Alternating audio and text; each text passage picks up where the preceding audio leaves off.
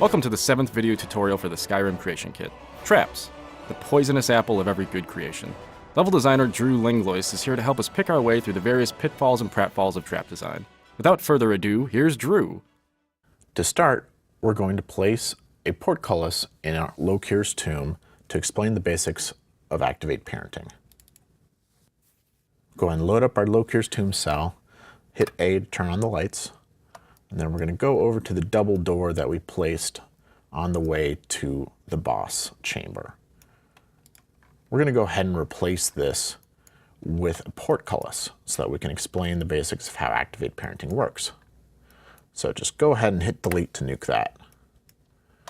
Next, under World Objects Activator, we're going to filter for portcullis. And we're going to go ahead and place nor portcullis large 01. And making sure that we have grid snap and rotation snap on, move that to place in the hallway. It should be lined up so that both sides are flush with the doorway. Now we've got the portcullis, but no way to activate it. So next, again in World Objects Activator, we're going to filter for pull chain. And we're going to place nor pull chain 01. This is a Nordic variant that fits with the Nordic ruins. Rotate that to be flush with the wall. And we're going to hit Q to turn snapping off, and Z hold to move that up a little bit, just to make it a little easier to see. Now we've got our pull chain and our portcullis, but we need to make them hooked up together. The way we do this is through an activate parent relationship. Double click on the portcullis to bring up the reference info. And then we're going to go ahead and click over to the Activate Parents tab. As you can see, there are no activate parent relationships right now. What an activate parent relationship is a way of saying that when my activate parent gets activated, activate me as well. So we're going to go ahead and make a new one. This looks pretty familiar from other ways that we set up link refs and things like that. So we're going to select the reference in the render window and then double click on the pull chain. And now we can see that we've got the pull chain selected. We've also got an activation delay that we could put if we wanted a delay between when the pull chain is activated and the portcullis starts moving. But we're just going to leave that at 0 for right now. So now we hit OK, and as you can see, there's a new line going from the pull chain to the portcullis. It's that blue and white line. The white end is the activate parent. The blue end is the activate child. So now when this is activated, it will tell its child to go ahead and activate. Often we'll place a second pull chain on the other side of the portcullis to make sure that the player doesn't pull the chain, run through, and then get themselves trapped. So we're going to duplicate that, move it over to the other side, rotate it around to be flushed with the wall, and go ahead and move it into place. We'll move this one a little bit down. We're going to go ahead and do an activate parent relationship again. Activate Parents tab, new, select reference, double click on the pull chain. There it is. So now there's two activate parents. This way, a single reference can be activated by multiple objects. This is often used for portcullises or traps. And that's it. So once the player goes into game, they can pull either of these chains and it will open or close this portcullis. In the previous tutorial, we said that we would go over placing a boss in this one. Now that we know the basics of activate parenting, we're going to go ahead and do so. To find an ambush setup, we're going to go back to the cell list in the cell view window and just start typing warehouse. This is going to take us to the list of warehouses that we've created for a lot of our prefabs, crafting, furniture, things like that. So we're going to look for the warehouse ambushes, which should be in the top of the list. I'm going to zoom out here.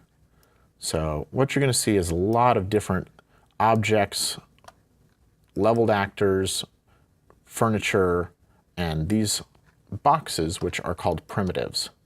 A primitive is a type of object that we can make in the editor That can either be a collision object or, more often, a trigger that'll sense when an object or an actor comes inside of it.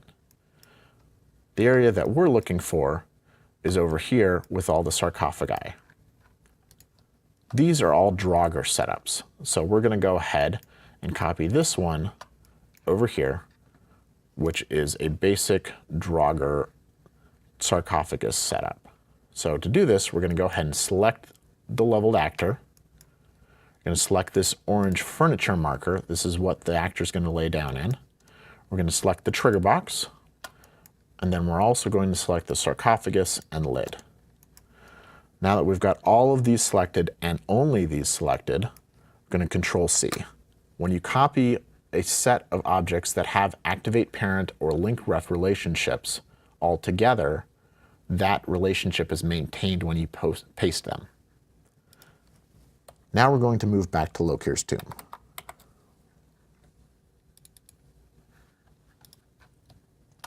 Go ahead and rotate and then move over to our boss room.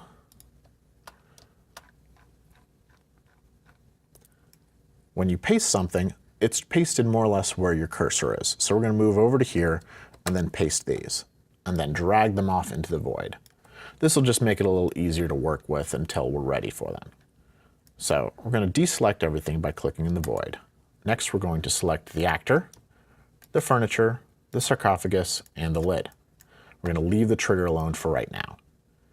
We can move all of these things around without breaking any of those links. The line is just a visual indication of what's in the data. So we're going to go ahead and move it into here, and we've got snapping off. So we can move it as much as we need to without changing anything. So we're going to go ahead and move it to here, rotate this so that it lines up. And we're going to go ahead and try to get it approximately where our other sarcophagus is. So it looks good. And let's check the height and move it down a little bit. This orange part here is where the lid is going to end up after it comes off the sarcophagus. And it looks pretty good.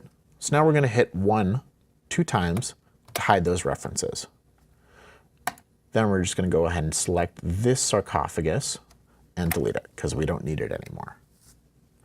Now Alt-1 to bring back our new sarcophagus. We're going to go ahead and move the actor out of that little corner just to make him a little easier to find. It doesn't matter where you place him because he's going to already start in the furniture when the level begins. We're going to open him up, and as you can see, right now he's a level Draugr ambush melee one-hand male. We want him to be a boss, so we're going to go ahead and Control F to replace him with a boss. So in here, any of the level Draugr ambush types are acceptable for any Draugr ambush. So we're going to move up to the top of the list and use LVL Draugr ambush boss male and hit OK. Next, we're going to double click on him and go to the leveled actors tab and set him to very hard. This will make sure that he is a difficult level when you come here. We'll often save this just for bosses where we want a really hard challenge. So now we've got our boss placed and the sarcophagus and the furniture, and they'll all be activated by the trigger box, but it's off in the void, so we need to move it in.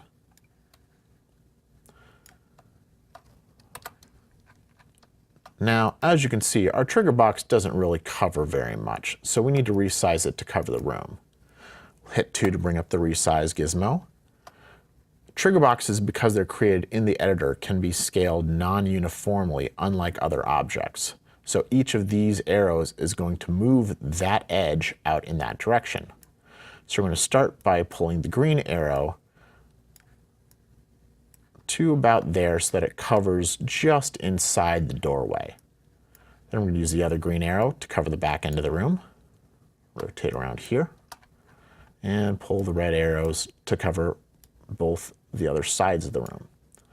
Don't forget to rotate to the side so that you can cover the height of the room as well. And now we've got our basic boss ambush placement. As you can see, once the player comes in here, this trigger box is set up so that the boss will pop out right away. Another tool available to us to provide interesting surprises is traps. We can find these in warehouse traps.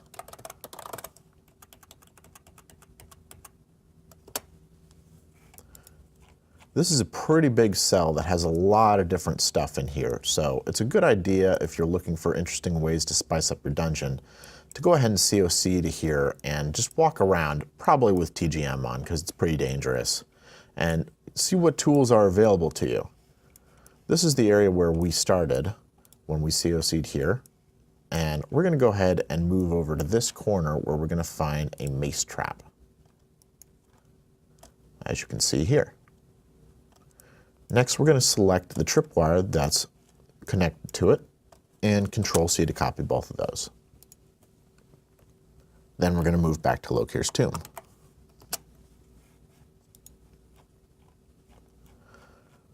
Zoom out here, and we're going to place this down in this hallway here. Control-V to paste, Shift-F to zoom in. And as you can see, the activate parent relationship is maintained. So now all we have to do is move these around to where we want. Move this up to unbury the tripwire, and then we're going to click on the mace to have just that selected. Move it to about there. Try to center it a little more on the hallway. Move that up to the ceiling, and we'll check the top post. That looks like it's seated okay. And then we're going to go ahead and move the tripwire. It's actually pretty good. We'll just move it over a little bit and up a tiny bit more. And now we've got our first trap placed. Easy as that. So we've clocked our level at 32 frames per second, but we must go faster. Justin Schramm returns to make unoptimized levels extinct in our next tutorial. Visit creationkit.com for more information.